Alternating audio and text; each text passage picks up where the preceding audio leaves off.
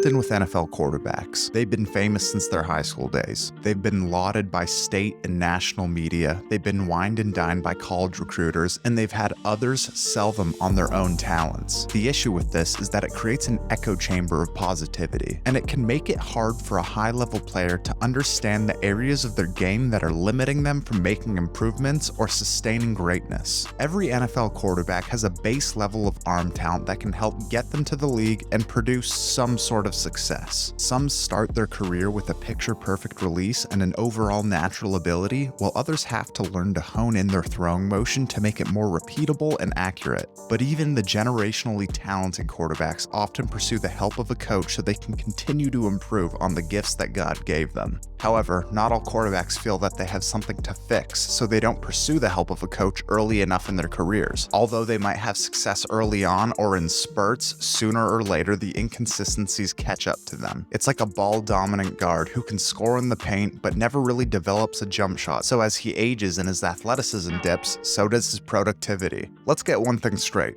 I'm not a Cam Newton hater. I think that his 2015 MVP season was one of the best that we've ever seen. You can't really find anyone who would say anything negative about his work ethic. But he's had flaws in his throwing motion since he was at Auburn, and it never really got addressed until long after he was outside of his prime. It's why Julian Edelman came out and said he just has to learn to work smarter. Whenever Cam has to put zip on the ball, like a level 2 intermediate throw or a level 3 deep ball, he throws off of his back foot, and his head gets moved off of his throwing axis, which leads to inaccuracy. This is Tom House. He's a quarterback guru, and he's worked with countless NFL quarterbacks, including Brady and Breeze, and he's talked at length about improving in the small areas and how inaccuracy and inconsistency is linked to the fundamentals. How did I know that Tom Brady needed a little help with his front side elbow? Because he was missing high and low. When you miss right and left, it's your head. When you miss high and low, it's your front side elbow in his case. When Cam was younger, he could get away with this aggressive throwing motion because of his strength and athleticism, but eventually this caused his shoulder injury and began his decline. And I don't mean that he hurt his shoulder from throwing like this, but it caused an incident that led to his first significant shoulder injury. Against the Chargers, Cam threw this arrow route to the flats with that long leaning back release. The pass got jumped, and while he was chasing down the defensive back to prevent a touchdown, he injured his AC joint. This was the first blow to Cam's shoulder. The second and more infamous moment came on the TJ Watt hit. On the hit, the culprit was primarily his pocket awareness, but what got him in the perfect position to get demolished was his long developing, leaning back throwing motion. Watch it frame by frame. He actually sinks back and presents his shoulder as a target for TJ Watt to destroy. This is all mechanics and fundamentals that could have and should have been ironed out after his rookie season. If Cam had the self-awareness to make these changes earlier on, he likely would have been a completely different player in the middle of his career. Drew Brees had a similar catastrophic shoulder injury early on in his career, but he redeveloped his throwing motion and wound up becoming one of the most productive passers that the league has ever seen. By no means was Drew Brees a better prospect or athlete than Cam Newton,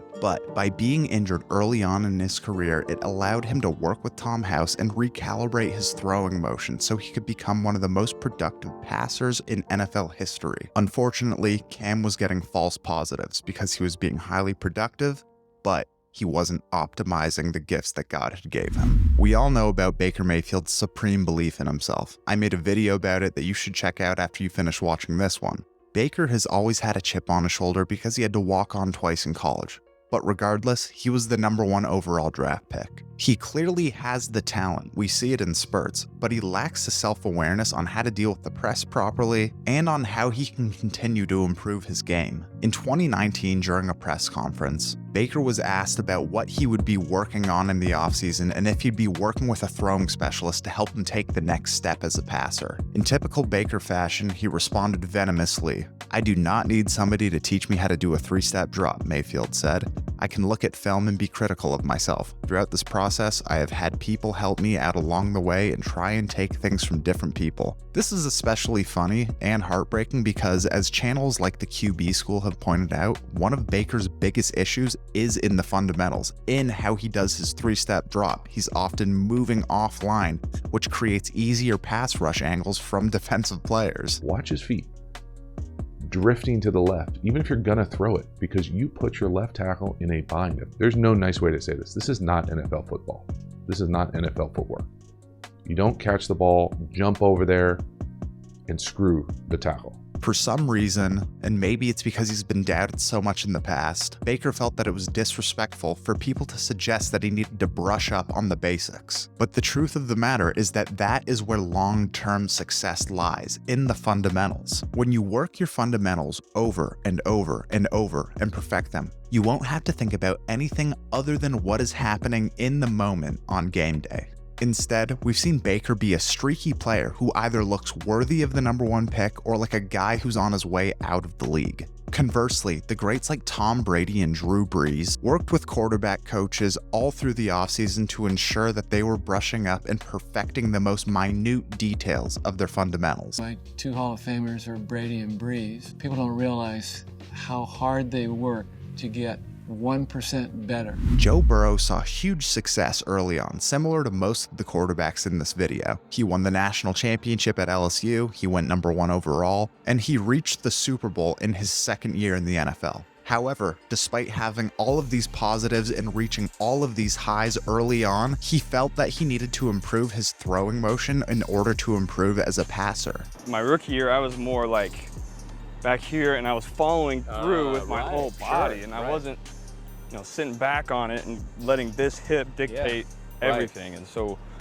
I think when you're doing this, you're gonna come over the top a little more. And if you're sitting back, it's just kind of natural. And this will contribute to a faster release, more accuracy, and less wear on his shoulder throughout the entirety of his career. Burrow could easily rely on what got him success in the past, like Cam Newton or Baker Mayfield, but instead he's combing through his weaknesses and improving on his fundamentals so he can build off of what he's already accomplished. Burrow has the self-awareness to understand that if he doesn't improve on the most fundamental aspects of his game that are repeated the most frequently, he'll never take the next step. And I don't mean that he won't reach another Super Bowl if he doesn't optimize his throwing motion. Cam almost won one the way he played, and he totally could have won one the way he played. And so could have Burrow, he almost did it. But being fundamentally sound and optimized is what will get you more chances at bat throughout your career, and you won't have a steep drop off like Cam did after his shoulder injury. And this is why Tom Brady lasted so long. He understood the value of fundamentals more than any player in NFL history. He wasn't a great athlete, he wasn't an exceptional thrower of the football, but he became one by working with Tom House. Jalen Hurts might be the best example of a quarterback with self-awareness. When he got pulled from the national championship game at Bama, it was because of his inability to be consistent as a passer. He missed a couple easy passes in that game, and Saban felt that Tua was the guy who could get it done. Hurts could have easily felt like he was the victim there, but he continued to work as a passer and to fix his throwing motion until his liability turned into an asset. The jump he made from Bama to Oklahoma was sparked by countless hours of improving his throwing motion with quarterback coaches. And he's continued this throughout every step of his career so far, and we've seen that growth happen year by year. Let's not forget that when Jalen Hurts lost his first wildcard game at Tampa Bay, people were asking if he was a true franchise quarterback, able to win from the pocket, able to do all of the things that a franchise quarterback does in terms of consistency. But he continued to go to work every single day, and in year 3, he reached a Super Bowl. Yes, a lot of Hurts and the Eagles' success last year was sparked by Jalen Hurts' ability as a runner and the Eagles' overall scheme, but Hurts has the right mentality, and I'd be willing to bet that because of this, we will regularly see him as a 4,000+ yard passer in the mid to high 30 touchdown range. Fundamentals are boring. They aren't flashy. They aren't being a gunslinger, but they are the keys to improving the totality of your game. You can have all the talent in the world, but if you aren't actively trying to improve on your weaknesses, you'll never separate from the pack. If you're a young quarterback, don't get swept up by the hype of the 360 throws and the no-look passes. Focus on the small things and understand that it's a process and you can always be better. Seek the truth and you'll begin to gain true wisdom. Guys, thank you so much for watching. Hope you enjoyed. Please let me know what you think in the comments. Tell a friend, let's get this thing going. And please sign up for my newsletter. There's a link below. Got a lot of great stuff coming and I want you to be informed as they drop and launch. We will see you in the next one.